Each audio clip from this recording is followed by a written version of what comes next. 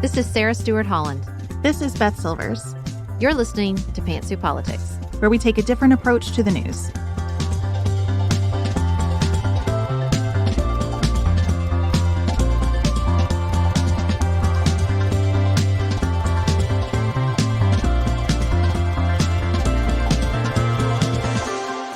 Hello and welcome. We're back after a long weekend, and there is a lot to catch up on. We've got a truly... I was going to try to do a Donald Trump impression here, but huge. That's not it. Huge. I can't do it.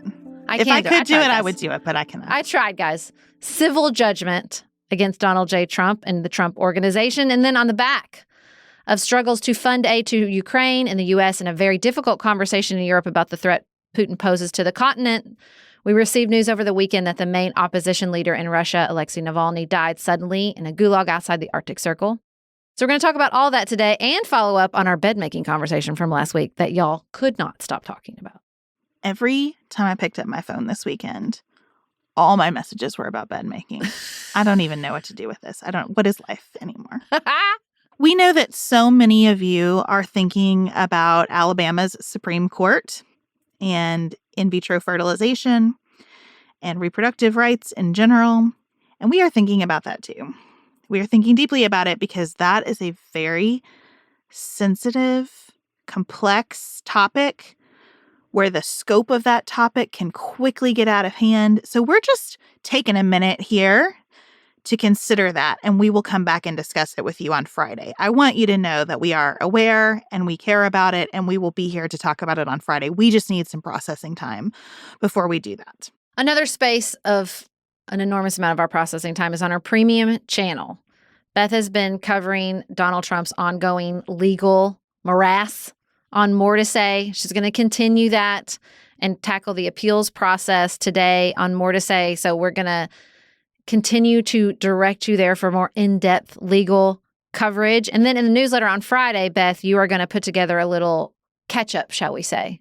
I just want you to really feel when you see a headline about what's going on with Donald Trump in court to think, oh, I understand where this plugs into the big picture. I see the larger map of what's going on. I know what I can categorize as important and what I can skip over for now.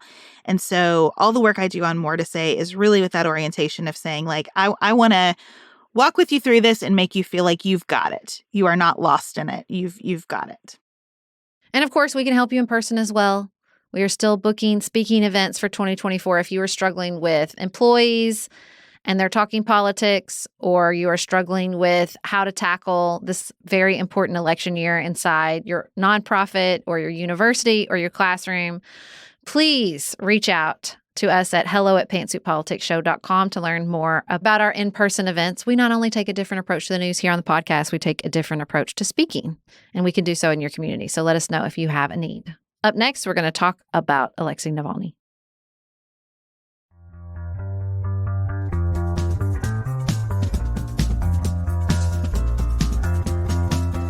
Beth, I thought before we talked about Alexei Navalny's death, we'd talk a little bit about his life and why his death is a big deal. So I didn't know this, but he began his career in, what do we want to say, civic life? Not that there's a lot of civic life in Russia, but in opposition, I guess, in opposition life by protesting rampant overdevelopment in Moscow. He was born in the sort of suburbs of Moscow. He was this professional. He started protesting the overdevelopment. And over time, that shifted into more anti-corruption posture. I thought this was so interesting. As he began his anti-corruption journey, he would buy minority shares in companies run by oligarchs. He would then just go to the board meetings and ask them embarrassing questions and expose their corruptions. And the most interesting part to me was that they had board meetings that they would allow people to show up to. I mean, this is not an outlandish approach. People use this in the United States. They buy shares and then they would, show up and challenge Elon Musk's compensation package. So that's not a unique strategy. I just thought it was interesting that they had meetings they'd let him come to at all. Well, his whole trajectory is remarkable because, as you said, he wasn't building on the kind of well-worn playbook that people in the United States who are opposing the prevailing political powers use. He was having to operate in a climate where a lot of information was suppressed, where the press is constrained in brutal ways constantly. And so to find these openings to expose corruption and to find opportunities to share that message and to do that ground floor, like I'm running for mayor kind of work to start to build a legitimate, sustainable opposition party was remarkable.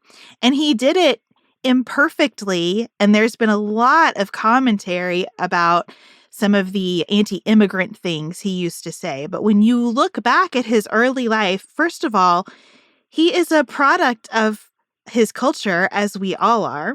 And he really evolved because as he started to build these practices, he got connected more to liberal democratic ideas. And he started to infuse those in these campaigns. But he was still always trying to say not to elite Russians, but to blue-collar Russians, look at what your government is taking from you. And until you care about this, it will continue to do it.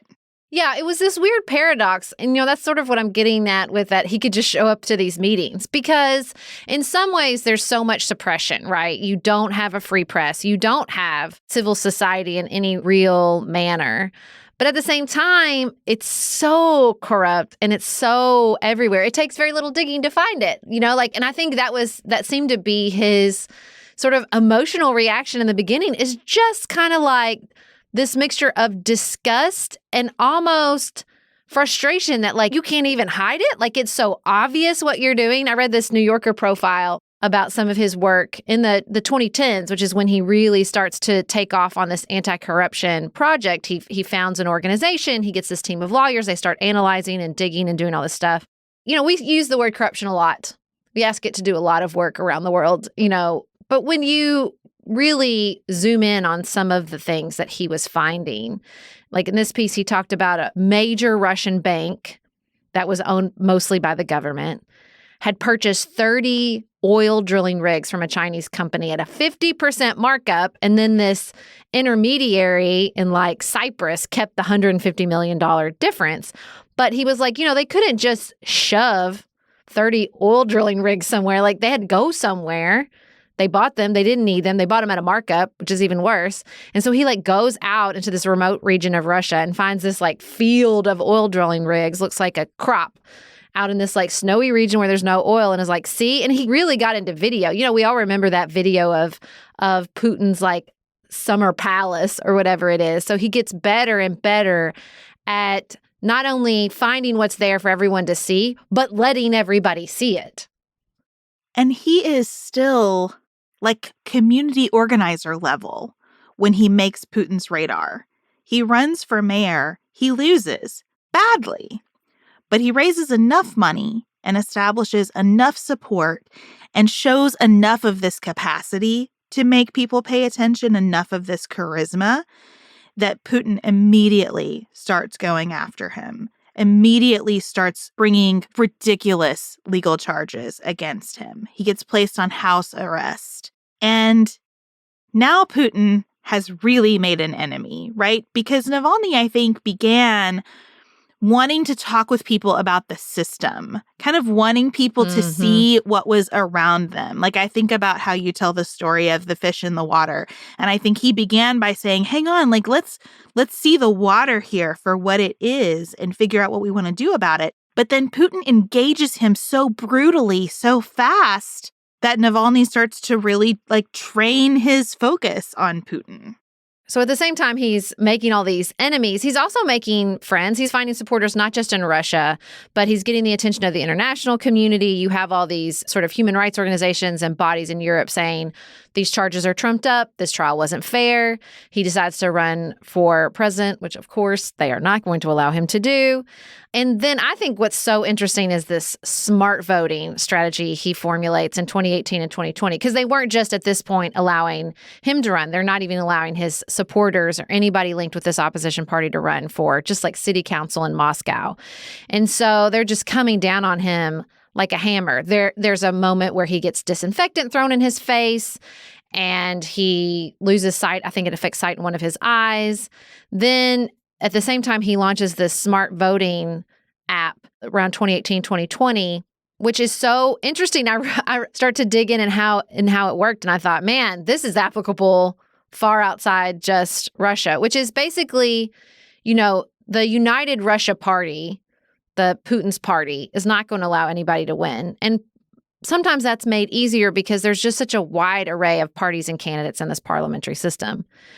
And so what Navalny did is said, we're just going to vote for whoever. It doesn't matter the party. It doesn't matter the candidate. It's just we're going to sort of coalesce around whoever is opposing United Russia. And instead of having to, I think probably the smart part about this, instead of having to increase your risk, increase your danger by trying to do some sort of research, by trying to look into, there's no civil society, there's no free press in order to figure out, you can just open his app and say, who is Navalny telling me to vote for in this particular, even local races far out in the regions of Russia. And it worked so well that Google and Apple took it off their damn app store. So I think that's when they really see that he's got enough support and he's got enough organization and he's figuring out technology across like 225 electoral districts to really solidify this opposition in lots of different ways to Putin. I know we will talk more about how we're processing this in relationship to the United States shortly. But this, to me, is such a clarifying reality check that the opposition in Russia does not have the luxury of ideological purity. They do not have the luxury of organizing around one specific party or choosing candidates that really reflect their values. You so have to triage here that the first and the only thing is just to say people other than United Russia exist.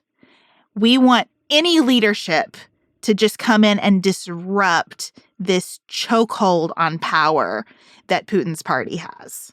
Yeah, you're barely getting to disruption at this point. We're just like a voice, a moment, a bubbling up at all would be nice. Anything at all. This feels like this strategy is literally anything. And I always feel like that's the tenor of everything Navalny said or did was like, how anything, literally anything, up into the point of anything in the face of grave danger and risk, because he launches this app in 2020. He is then poisoned on a domestic flight that same year inside Russia. They emergency land. They get him to Germany, where German officials and UN officials and all these investigative teams over the course of many months confirm he was poisoned with a Russian nerve agent, which of course Putin denies. And then he says, I'm going to go back. I'm going to go back to Russia and face all these trumped up charges and these prison sentences. This was a quote I read. He said, it was never a question of whether to return or not, simply because I never left. I ended up in Germany after arriving in an intensive care unit for one reason. They tried to kill me. And so he goes back. He's arrested the second he lands and sent off to this Siberian gulag. They then move him up to the Arctic Circle, basically. He's sick. He doesn't get treatment. He goes on hunger strikes. The suffering is so intense and so terrible until we received the news on Friday that he was on a walk. He collapsed, and the Russian government officials claim that he died of sudden death syndrome. Sudden death syndrome. Very precise. Yeah. We lack specific details about how he died. We'll probably never get a comprehensive understanding of exactly how he died. He died because they killed him. And I think that is the essential fact here. And his wife, Yulia Navalnaya, came out and said, make no mistake that they killed him. Putin killed him. He died because he fought this regime. He went back to Russia because he loves Russia and because he was never going to give Putin the satisfaction of living in exile. That's really what Putin was counting on, right? When he lands in that ICU in Germany, Putin thinks, well, I've disposed of this problem, because not only will he stay in Germany, but also the West will rally around him. And then I can tell Russians that he's an agent of the West, that he is there to stir up agitation among Russian expats and from afar tell you what you should do here at the bidding of the West. But Navalny was never going to allow himself to be discredited in that way. And that's why he went back. And you can see in so many places where he said, I did not have the luxury of being safe. My country required this sacrifice of me. The only way to continue to expose it is to expose it. And he basically served himself up and said, They will kill me eventually, but they need to kill me because that's a piece of breaking this cycle. I just can't imagine. I mean, I cannot imagine the strength of will and the courage and bravery. This man had a wife he clearly loved and who loved him. He had 2 children. He was only 47 years old. He had this cause that he was so dedicated to, and the suffering. There was a quote I read where he said, "I know I'm not the first to suffer in this type of way, but I have to continue in order to try to be the last." And I think it's hard for us to comprehend. And, when we put the pieces together, I wonder what this means. I wonder why now. There were protests. Over 400 Russians were detained trying to express some sort of support for Navalny. Now, he's now basically created a martyr. We have Ukrainian cities falling. We have Europe at the Munich Security Conference scared. I don't know another word for it. Rightly scared that they feel abandoned by the United States, that cannot agree on any type of aid to Ukraine. The Ukrainian military and government and just nation is exhausted and beat down. And so I'm trying to see the broader picture here of why now. Or maybe they just strained this man's body so much it gave out. I don't know, and I don't know if we'll ever know. But I think it increases that sense of fear that Putin is dangerous to anyone who opposes him, and inside his country, absolutely, and outside of his country as well, which I'm sure, Beth, is something that Tucker Carlson really pressed him on during their interview. I have to take a deep breath about Tucker Carlson. Just in general, when I hear Tucker Carlson's name, I have to take a deep breath. I would think so, especially in contrast to the type of bravery, character, and risk that we just talked about with Alexei Navalny. I hesitate to even put these two in the same segment. I agree. I also want to say, before I say what I have to say about Tucker Carlson, that in addition to detaining people who have just been trying to honor the memory and life of Alexei Navalny, they are burning flowers that people are leaving at memorials. They are burning flowers that people are leaving following someone's death. That is the level of repression that is happening in Russia. Oh, and they detained another American dual national. Meanwhile, we are coming up on a year since Evan Gerskovich, the Wall Street Journal reporter, was detained in Russia and has been kept in a prison. There is so much to say about Vladimir Putin and his regime.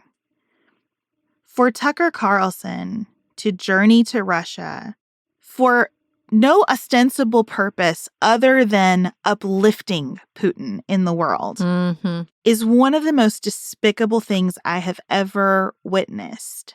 It was not an act of journalism. Putin himself has come out to say that what Tucker was doing was not journalism. Tucker allowed him to filibuster. Tucker went on a state tour. This just allowed Putin to recycle a playbook that Russia has been using dating back to the Cold War. Well, you hear how terrible it is, but let's show you this train station that's really nice. And Tucker walks around the train station and the grocery store going, well, this is really great. And he says that his time in Russia radicalizes him against the United States' current leaders. And he talks about how much better the grocery store is in Russia because of inflation in the United States. Jesus. And Sarah, I could not help but watch clips of this and remember a version of Tucker Carlson who, in response to much less severe criticism of the United States, took the attitude of then pack your bags. If you don't like it here... That's exactly what I was going to say. It's a big world out there. Go find a place you do like. And honestly, my feeling right now is, Tucker, if you like it in Russia so much, why don't you get yourself a nice little place next to Edward Snowden? I bet they've got a studio and a desk ready for you at RT. But he'll never do it because Tucker is smart enough to know that the second He looks into the camera with that fake incredulity that he does all the time and says one word out of line against Putin or someone Putin is close to, they will not cancel his show. They will cancel his life. They will kill him for it. Mm-hmm. So to do the work of this regime, but always from a safe distance like this, is absolutely the most selfish, greedy, hypocritical, disgusting thing I can imagine. Because let me tell you something. Not only does he know that intellectually, I promise you he felt it in his body while he was there. I do not believe for 1 millisecond you sit across from somebody like Vladimir Putin and don't feel the evil, which is not a word I use very often.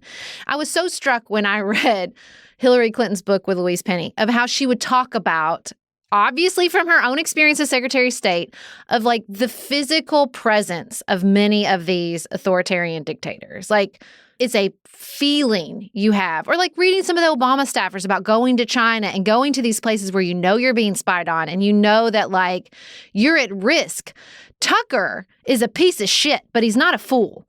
And like he felt that. He knew that. Tell me once that somebody on that team didn't think, what if they detain us? What if they just change their minds? You know, like, and to do all that, to know all that, to feel it, you know he felt it.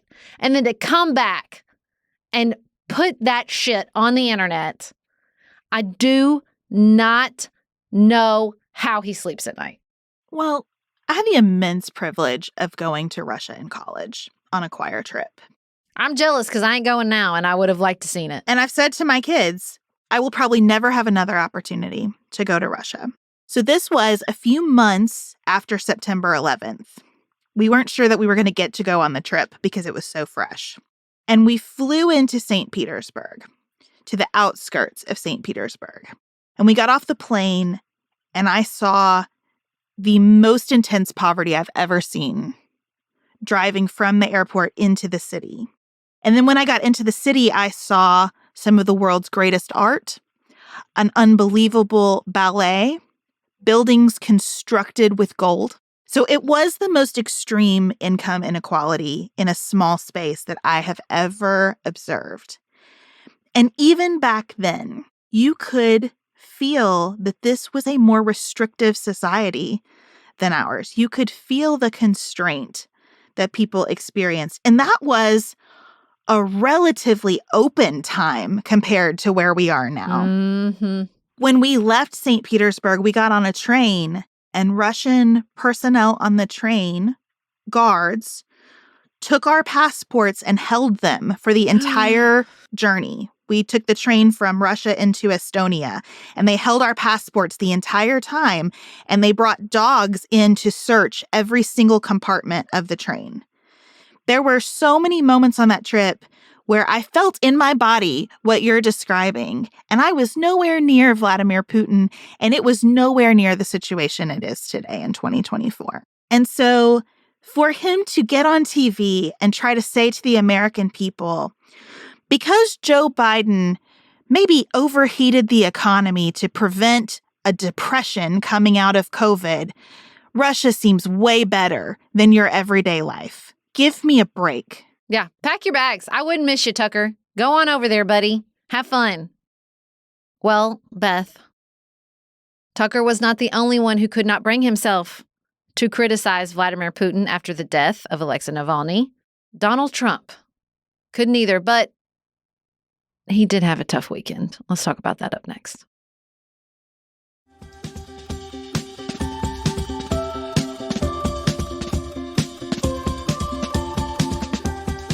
Beth, Judge Engoron has reached the end of his journey with Donald J. Trump and the civil fraud trial brought by New York Attorney General Letitia James.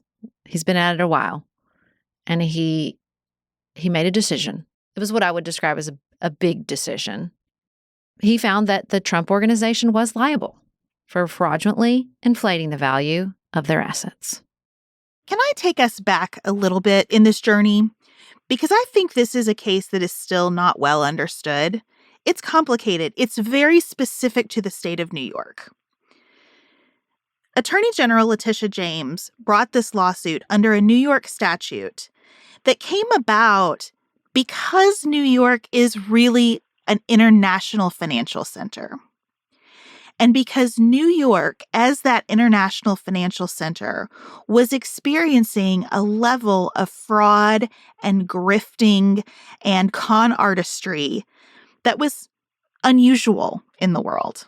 Yeah, because I think there is that disconnect. You're like, wait, if they were defrauding the banks, what's New York's investment in this? What is New York coming and saying, this is how you harm the state of New York? I think that's a very important connective tissue. Exactly. And so New York passes this statute and then over time continues to tighten this statute up to say, look, as a state, we do not exist to allow people to come here and take advantage of each other. We have an interest as a state in a marketplace that operates as transparently and as fairly and as accountably as possible. And so this is brought by the Attorney General in her role as the enforcer of that state statute. And it goes to court not as a criminal matter. Trump was never going to go to jail in this case. And it goes differently than a lot of civil matters. It is an action in equity. It is where the state legislature has said, we as a state are invested in fairness, and we have authorized courts to get into situations that are running unfairly and make it right. And that's why there wasn't a jury here. There was a lot of chatter on social media that Trump's lawyer screwed up and didn't request a jury. And the judge came out this week and explained, no, that's not what happened. They never requested a jury. But if they had, I would have said no, because it's not that kind of action. This was not about damages. It was about fairness. My ability to impose a penalty here is to impose a penalty and is to put in place mechanisms to say you cannot continue to use the state of New York as a canvas on which to do your fraud. And he seemed particularly outraged that they just wouldn't admit it. That it was clearly established over and over again that they went to Deutsche Bank and they went to these other organizations and said, this piece of property is worth X, when in fact it was worth Y. And Y would be like 4 to 10 times less than X. It wasn't a little bit of exaggeration. There's a term in the law called puffery, where everyone to some extent inflates the value of things. All commercials are based on puffery, right? This is the best thing ever. The best cup of coffee in New York City. Like That's puffery. That's fine. You don't have to be able to validate every single thing you do. But in financial statements, business records under New York law being transmitted for the purpose of securing enormous sums of cash so that he could develop and renovate and purchase new properties. And procure those enormous amounts of cash at favorable interest rates because you were putting up collateral based on fraudulent estimates. He took these values and juiced them to a point that it just doesn't pass the straight face test. There would be consistent appraisals within a range of values, and he would put an exponent on that range of values. Like you said, Sarah, in order to get not only the deal done, but the deal done on the best terms possible. And he did it over and over for years. This was the business model. It makes me think about, I love that part of Erin Brockovich, where the lawyer comes in to this room with her and she said, I don't mean to get off on the wrong foot. And Erin Brockovich says, that's all you got, lady, 2 wrong feet and fucking ugly shoes. That's how this opinion reads. That was the business model. That's all they had were these inflated values to keep the cash coming. Well, and so I think that's what you see in this judgment is how do we not only punish you for this, just tacking an extra zero on $1 million estimate. So that's how you get $355 million. It's a lot of money. I spent a lot of time on those fun websites that help you conceptualize millions of dollars, but just because I wanted to really soak it up. I wanted to feel it. You know what I mean? We throw these numbers around a lot and you forget how much $1 million is. And you definitely forget about how much $500 million is. And I just wanted to really feel it. You know what I'm saying? I do. Wanted to feel it. And I think the other part of this is how he's basically saying, this was your business model. You had no other business model. And so therefore you can't run the business anymore. You're out. You can't do this. So he cannot run any New York company for 3 years. His sons can't run one for 2 years. They cannot be officers of their own company, which, again, is basically just hype. That was the whole strategy the whole time. Donald Trump's personality plus a lot of hype. And so it's now under the control of a court-appointed monitor, Barbara Jones, who I did think we should say a little prayer for, but also be happy for, because she's making so much money. They have to pay her millions and millions of dollars to do this, which is so great. It is very expensive to screw up your business to a level that someone has to come in from the outside and run it at the behest of the court. That is not a good strategy. Because you have to pay them a going rate. It's not cheap to run a company like the Trump company, like this multi-million-dollar real estate company. What are we going to do? Ask her to do it for free? It's not a volunteer position. And to take it in a posture where she's got to really sort some things out. Like, she has to figure out, can this company operate if it is operating fairly and transparently and accountably under the laws of the state of New York? Well, I thought this sentence from the New York Times piece was perfect and accurate. The company is, in fact, hundreds of separate companies that Mr. Trump ran by instinct and whim. Yeah, that sounds about right to me. And he made a lot of it. But the point is, in the state of New York, the whim part has to be based on something legitimate. The whim cannot stand for web of lies and deception.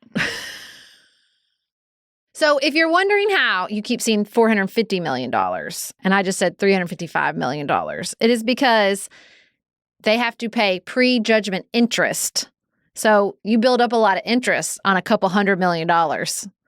And that's been building up over the years-long run of this civil trial. And so now he's going to have to pay that plus interest. Because again, the posture of the judge here is to do equity. It is not to figure out if the banks were hurt or the specific insurance companies were hurt. It is to say, these actions were an affront to the state of New York and the way we want business done here. And so what can you do to right the wrong you have perpetrated on our business environment? And that's how you get to a number that's this big. And of course, that's on top of the $86 million judgment he has from E. Jean Carroll's defamation case. It's just a lot. It's a lot of money, Beth. We're hovering here at $500 million right now. It's so much money. So because he said recently during a deposition that he had about $400 million in cash. He sold off a bunch of stuff when he stopped being president to build up his cash reserves. But I think they're going to take a hit, Beth. I think those cash reserves are going to take a hit. He cannot use campaign donations to pay these judgments. He is paying his lawyers based on campaign donations, principally, right now, it seems, from all their public reporting. Oh, I've got some interesting numbers on that. Put a pin in that. But he cannot use donations to pay the judgments. And so how he is going to organize his personal finances to deal with all this is going to be very interesting. Because we know that's what everybody's wondering. Is he actually going to have to pay this? So Beth is going to do a more to say on the appeals process, on the bonding situation, and all that fun. Delightful is the word I would personally use, Beth, when talking about this judgment and how it might play out. Now, he's not going to go bankrupt because a lot of his net worth comes from his properties. But I just love that, like, even if he wants to sell something to pay the judgment, he's got to go talk to Barbara Jones about it. He has to talk to Barbara Jones. I don't know how the new shoe enterprise is organized. I'm interested in that as well.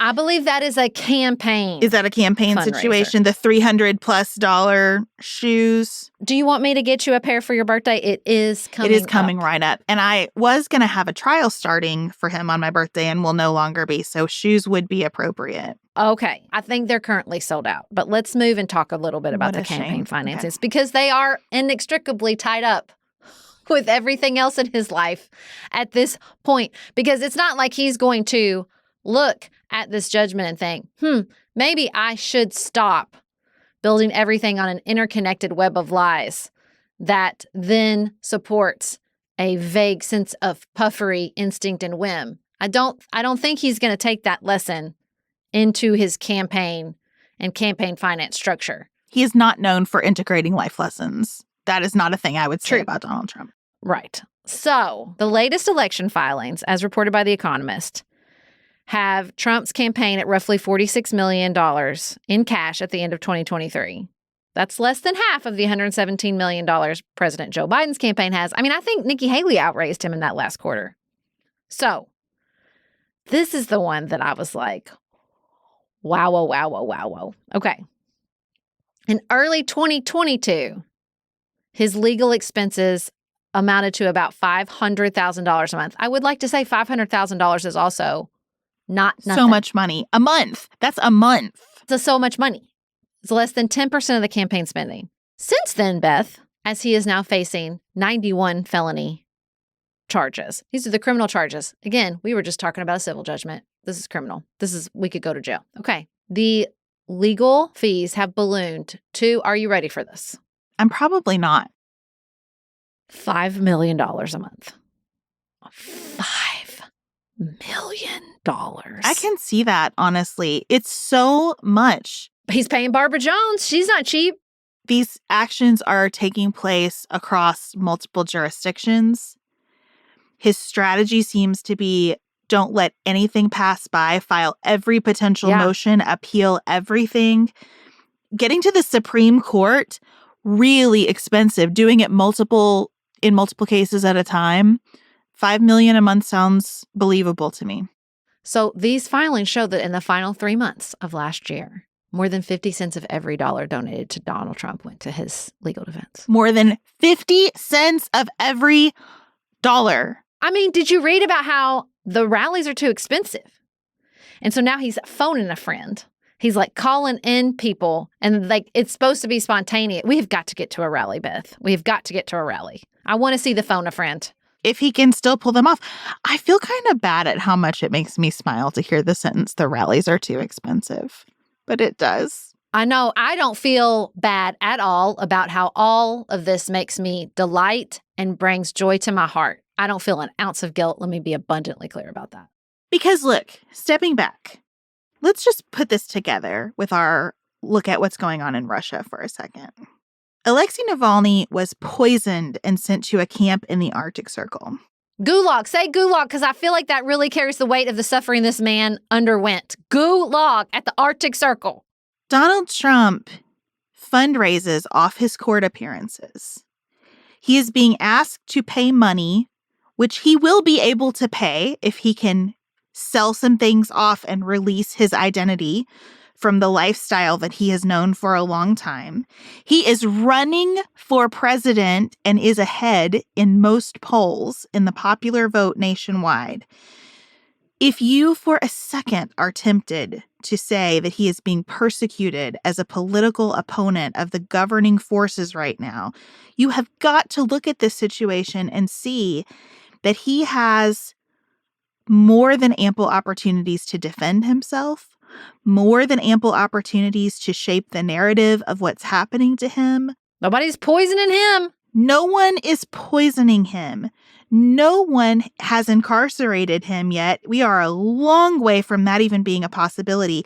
It is a real possibility that he goes to trial and is acquitted in some of these cases, right? We are not Russia. I read about Alexei Navalny and can just break out into God Bless America, because this country is doing our best right now in a terribly difficult situation to figure out how you balance being a democratic nation where some voters do not care about the rule of law and hanging on to the rule of law because we know that that foundation is what separates us from Vladimir Putin's Russia. And then he has the goal to come on Truth Social and say, well, this just reminds me of how terrible it is here. His conclusion is almost the direct opposite of yours. He doesn't say, wow, Putin really shouldn't kill opposition leaders. Aren't I lucky that no one's trying to kill me? Because, I mean, it's a psychic death for him. So as far as he's concerned, it is an existential risk. That he can appeal. Alexei Navalny has no opportunity to appeal, right?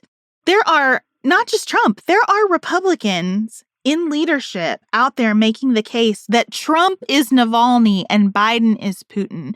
And if that is your worldview at this moment, you have decided to be willfully ignorant of every fact. It makes me so angry and so sad that that's the posture people are taking. You can criticize these trials. Again, God bless America. Criticize the trials. Criticize the charges. Criticize Letitia James. No one's going to detain you. No one's going to take your flowers and burn them. That's right. You are welcome to do whatever you need to do.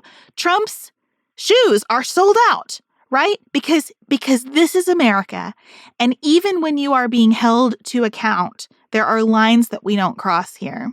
And I'm thankful for that. Now, if you are still overwhelmed by all this legal morass and where we are in the varying legal appeals processes for his criminal and civil legal woes, may I send you back to an episode we did a few weeks ago on Trump's 2024 legal calendar. And again, you can also go check out Beth's More to Say on the appeals process for this particular judgment. There's a collection of More to Says on Trump's legal journey through the American court system. Please go check all that out. We are doing the best we can. We are doing the best we can as a small team to keep up with all this. We, in fact, are not getting paid $5 million a month to keep up with all this. But we are here for you. If you need that, you can check it out on our premium channels.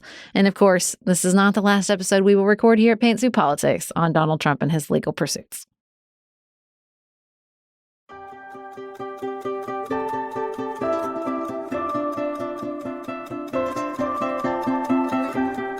Beth, on Friday, we record a very important podcast on Christian nationalism. And at the end, we talked about making our bed. That's all people want to talk about. It was a little disorienting. It was a little bit weird. It was a weird experience. I liked it when people owned it. They're like, I really appreciate this important conversation. I would now like to discuss the making of the beds. Can I tell you that before we aired that conversation, which we recorded quite some time ago, which is why perhaps you noticed that my voice changed in the conversation. I was not suffering from weeks of relentless winter illness when we recorded that conversation. But what I really want to express hundreds of messages later is that I'm not out there like screening my friends for who makes their bed. Before we aired that episode, I did not know who in my life made their bed and who didn't. I'm pretty sure I have a comprehensive inventory now because of my text messages and otherwise. But I'm not looking down on anybody who's not making their bed. I know people are like, you're not going to like this. I'm like, y'all, care. We are not that invested. We are invested in our own beds, not your beds. This is a thing I have to explain to people all the time. You know, our loyal listener, Ashley, said this to me. She's like, you're so forgiving. I'm like, I know, because people think I have strong opinions and therefore I am judging them. But I just hold strong opinions about the stance, not where you fall on the stance. This is an interesting place I've found myself in, but I've developed it over many decades. And it is true. I will feel so strongly about something and not care at all where you fall on that opinion. Similarly, I have no investment in what anyone else is doing here. I feel like we got a lot of messages that were like, let me offer you my set of facts so that you can say, well, in your circumstance, I would not make my bed. Like for you to like rubber stamp that it's okay to not make a bed under these circumstances. And I just promise you, one, I'm always going to come around to making the bed. And two, that you prioritize your life differently than that is totally fine with me. Totally fine with me. The people who work nights, I was like, oh, yeah, you got somebody in the bed. You're just dang out of luck. I'm super jealous of the people who have husbands or partners who are like super hardcore, want the bed made, and they don't have to do it. You know, I don't cook. It's the best way to have a partner who cares deeply about something you also care but don't quite want to exert the effort on. Jealous of those people. They've got it made. Chad makes the bed a lot here. Like whoever is most easily able to grab it does it in our house. Well, listen, here is where I have shifted a bit since our conversation. It really unlocks some things, all the comments. Okay. That doesn't happen much here because my bed is such a beast to make. I think I've made it too hard. There was something about one of the many listeners who commented, I'm sorry, I don't remember the name. Somebody was like, I've given up on the throw pillows because why am I making it so hard to do this thing I care about? And I am always trying to perfect processes. Moving a drawer container closer to the task at which the things in the drawer are related to, right? Like I'm always trying to move things around. I move furniture around. I'm like always shifting and changing because I'm reading this great book I keep talking about called Subtract, okay? It's like the art of doing less. And they were talking about this understanding in psychology that really what you're trying to do is ease the tension. So the example the author used is, I want my child to watch less iPad, but it doesn't actually remove the tension to like bribe them by giving them a cookie to put the iPad away. What releases the tension is letting the iPad run out of battery or removing the iPad from the situation, right? You don't want to add something when sometimes just removing something will actually ease the tension in the process. And I didn't have the language for that, but that is how I think about things in my life. Like I am trying to ease the tension. Like this is how, like I don't want to brag, but when I say people talk about like, why is laundry so hard? Like I have really perfected my laundry situation. It is as tension-free as it can possibly get in my house. Like I have just needled it and worked at it and added things and messed with things with my kids and myself until I don't have piles of laundry. I don't feel pursued by laundry. Laundry is not a burden. Because I'm trying to always ease the tension. And so something about hearing someone who acknowledged like, I think making the bed is important, but throw pillows aren't, really helped me because my husband hates to throw pillows, but he also doesn't really care if the bed is made. So I can't trust him as a source. You see what I'm saying? Like he's not trustworthy. And so on this particular subject, so hearing someone say, I really care about the bed being made. Why was I making it so hard on myself? I thought, do I have some tension here I could release? And Beth, I think the answer is yes, because I have a split king. I already have 2 blankets underneath the blanket on top. Then I have a very heavy blanket at the end, and I have all these pillows. And so now I'm like, hold up a minute. I think we've got some tension here I maybe could release. The split king part makes a lot of sense to me, that adds a degree of difficulty. And I can see if throw pillows are not your thing, I don't think that you need them. I have them there because I enjoy them and because I don't feel that my bed is hard to make. I mean, it is a 2-minute job to make my bed. It is very, very easy. I have lightweight blankets on top, like it's fast. Even with the pillows, it's very fast. So I don't feel like there's tension in my process around it. There is tension around the couch, but it's worth it to me. Like part of what I'm trying to do in my life, and I think I have worked hard at this in the way that you have worked hard at getting to that place of I have a strong feeling, but I'm not judgmental of your feeling. I have worked really hard to come to a place where I am willing to say, I have a preference. I want this. Yes. I did not have to work hard for that. Right. But that has been a journey for me to just say, I know that no one else here values these pillows on the couch. I do. I value them a lot. I value not just how they look. When I sit down to read a book, I use the pillows. There is nothing like a nap with your throw pillows on the couch. It's a beautiful thing. I love those pillows. And I get that they are a source of friction, but just a little friction in my house. And it's worth it to me to impose that because I'm allowed to have a preference. The other thing that came out for me, taking in all of the comments here, I think as a parent, it is really important to have some of these things where you say to your child, this might not make sense to you. You might not see the value in making your bed every day or the value in picking these throw pillows up, but there is value in it. And even if there isn't for you, there is for me. And as a member of a household, we do things like this for each other. I do things for you all day that don't make sense to me, but they're important to you. And that's part of how we love each other. I just think there is a soft should. Like there's such a hard push against any kind of should, but a soft should really teaches people how to be in relationships with each other. And so, I stand by my bed making and my throw pillows is what I'm saying. Well, it totally makes sense to me. I should clarify, my children do not make their beds. One sleeps in a top bunk. If you have a child that makes a top bunk bed every day, I would like to take your parenting class first and foremost. I did like the person that was like, show me this bed making competition where the beds are up against a wall. True facts. That's a good point. I mean, not a competition, but I hear you. But no, there was like an actual competition we shared on social media. Okay, I got you. Yeah. So yeah, I definitely don't make them make their beds. I'm working on Griffin. I'm getting closer, not quite there. Because I don't go up there and I don't see their processes.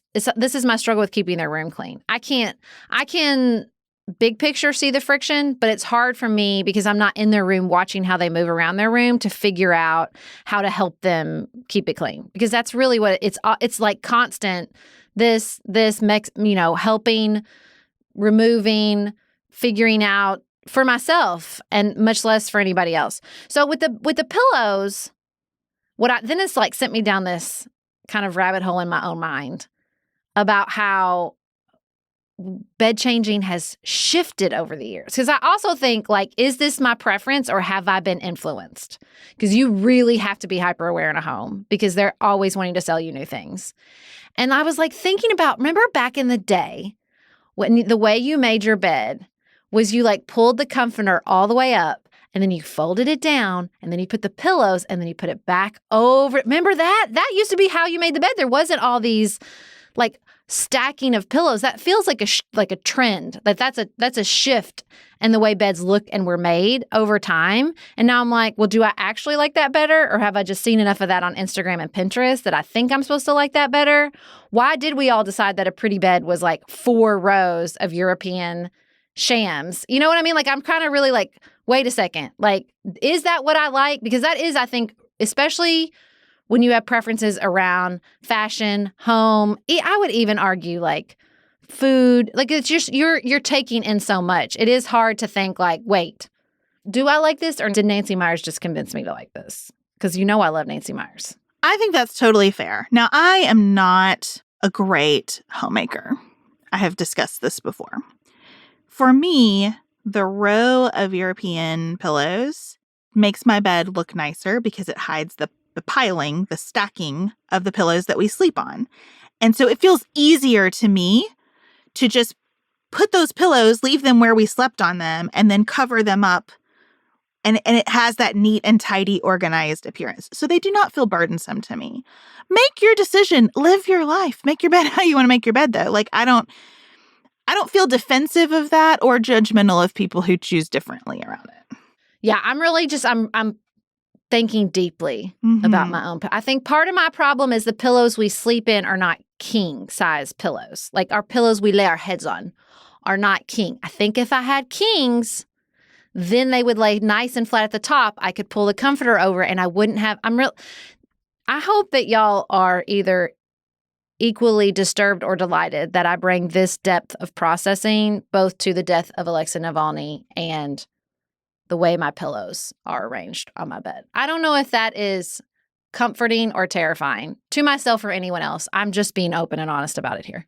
No, and I know this about you and I do respect it and appreciate it. And I am not like that. But the thing that I do think about a lot is like, what dynamic am I creating in my house by my announced preferences, by my life rules? I really am working with my kids on habits right now. Because I see in myself that who I am and how I feel is so much a result of my habits. And making the bed for me is just like brushing my teeth. It is very small investment of time and energy for very big result, for very big return on that investment. And as it becomes a habit, what it asks of me decreases. It gets easier and easier for me to do. And what it pays off for me increases. I enjoy it even more, right? And I want my daughters to have lots of little things where they see that momentum that a good habit has. And I feel pretty comfortable as their mom right now saying, you're going to pick some of these for yourself, but I'm going to pick some of them for you. Because you will not do these things. We are not born with this kind of skill or capacity or discipline or interest in developing those things about ourselves. And so this is the time in your life where you have to build these muscles. And if as adults, they say, my mom was such a pain about making me make my bed, I'll never make it again. Cool. I don't care. I don't have to live in their house. That's fine. So it's really not like the judgment about the bed making as a life rule for all people. In my house, it's about just building capacity for things that I think will serve them well on their own terms when it's time for them to have those terms. Well, and that, that puzzling I do, that's what I always tell people. Like, I wish more people felt, realized, could experience that sense of like, just change it. If it's not working, move the chair. If you hate the chair, get rid of it. I think we get stuck in our homes. And that is the thing that I watched my mother never do. So I don't do it. And I hear from people all the time like, oh, I guess I could just change that. I could just move the couch. I could empty the counter and put something else different. I could try to make my bed. And so I have a fear of like stasis in my home. I guess not a fear, but just like I push against it. If I don't like it, can I change it? But now I am action oriented on the Enneagram and my husband is not. And I know a lot of people are not action oriented. And so like, that's what I always kind of want to be for people. It's like, just try different. If you don't like it, don't do it anymore. If it's not working, try to think about why. If you feel crummy in the morning, instead of saying, I'm just not a morning person, which chronotypes are real. Listen, that's a real thing. Some people are morning people, some people aren't. But like that's not a life sentence. You can also build in some habits, change your physical lived environment, sometimes by subtracting, sometimes by adding, to say, could I improve this? Because, that's, again, as an Enneagram 1, like better, better, better. That's what fuels me. And so it's always wild to me when I like get a glimpse in somebody else's mind. Like, again, even with you with the preferences, never have I ever worried about exerting a preference. Sometimes I have to think, do I have to have a preference on this? Maybe I don't. Maybe I could just not have a preference on this. I'm the opposite. And so I think it's so interesting to, even through this tiny, silly, but important thing of making your bed, how you can just see this universe of personality and preference and habits and your orientation to habits. I just love people, in summary. I think that's why it hit so hard, because it is such a symbol of so many different dynamics around us. Yeah. And that's if you don't share a bed with somebody. Dang. The biggest button that gets pushed for me in conversations about this, because of my own work. Again, this is not criticism of anybody else, but because of the things I work on for myself, we got back a whole lot of, I don't have time for this. And I have, for about 10 years now, really been pushing the voice in my head that says I don't have time for things, because it's loud and very controlling and not very nice. And I hear it all the time. And so I've really tried to reframe. If I hear myself saying I don't have time for this, I try to say, I choose not to make it a priority. That's what I don't have time for it means, right? At the same time as everybody else. If I don't have time for it, it's because I'm choosing not to make it a priority. And sometimes that calls me on the carpet, because I do that about exercise all the time. I don't have time to exercise today because of XY work thing. No, Beth, you're choosing not to make exercise a priority. You think your body is not as important as your work? That's ridiculous, right? But then sometimes that feels like freedom. And if you're a person who's like, I don't have time to make my bed. Okay, I choose not to make my bed a priority. Cool. Like, that's freedom, right? If you just express it that way. So I just think these little things that we do or do not do every single day are a real announcement of like how we think about ourselves and what our day means and what brings us joy and what's worth having some friction with other people around. And that's why we have 11 million messages about bed making. I mean, I love it. I think when something like this opens up all this like personality, behavior modification, habits, routines, psychology, like I just think it's endlessly fascinating, because it's something that, I think about a lot. I think that prioritization and what we choose or choose not to do, not because we all have the same reserves, not because we all have the same amount of free time. Of course we don't. But because these little moments illustrate all that complexity. And I think is super, super fascinating. So thanks, everybody, for joining us on this journey through bed making.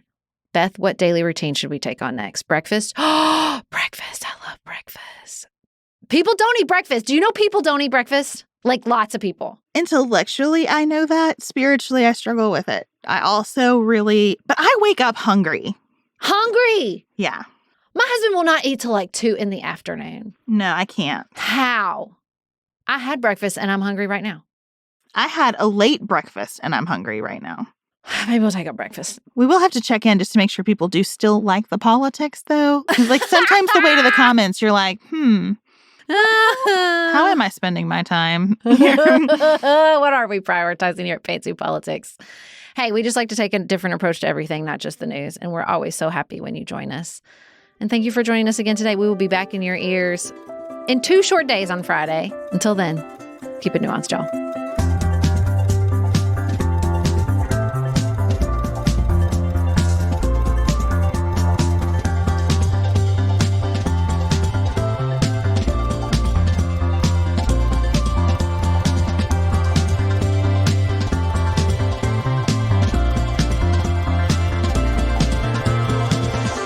Fancy Politics is produced by Studio D Podcast Production. Elise Knapp is our managing director. Maggie Penton is our director of community engagement. Xander Singh is the composer of our theme music with inspiration from original work by Dante Lima. Our show is listener supported. Special thanks to our executive producers. Martha Brunitsky, Allie Edwards, Janice Elliott, Sarah Greenup, Julie Haller, Tiffany Hassler, Emily Holiday, Katie Johnson, Katina Zuganellis-Kasling, Barry Kaufman, Catherine Vollmer, Lori Ladow, Lily McClure, Linda Daniel, The Hutchins, Tracy Putoff, Sarah Ralph, Jeremy Sequoia, Katie Steigers, Karen True, Annika Uvaline, Nick and Elisa Valelli, Amy Whited, Emily Helen Olson, Lee Shea McDonough, Morgan McHugh, Jen Ross, Sabrina Drago, Becca Dorval, Christina Quartararo, Shannon Frawley, Jessica Whitehead, Samantha Chalmers, Crystal Kemp, Martha Brunitsky, Allie Edwards, Janice Elliott, Sarah Greenup, Julie Haller, Tiffany Hassler, Emily Holiday, Katie Johnson, Katina Zuganellis-Kasling, Barry Kaufman, Catherine Vollmer, Lori Ladow, Lily McClure, Linda Daniel, The Hutchins, Tracy Putoff, Sarah Ralph, Jeremy Sequoia, Katie Steigers, Karen True, Annika Uvaline, Nick and Elisa Valelli, Amy Whited, Emily Helen Olson, Lee Shea McDonough, Morgan McHugh, Jen Ross, Sabrina Drago, Becca Dorval, Christina Quartararo, Shannon Frawley, Jessica Whitehead, Samantha Chalmers, Crystal Kemp, The Adair Family. Jeff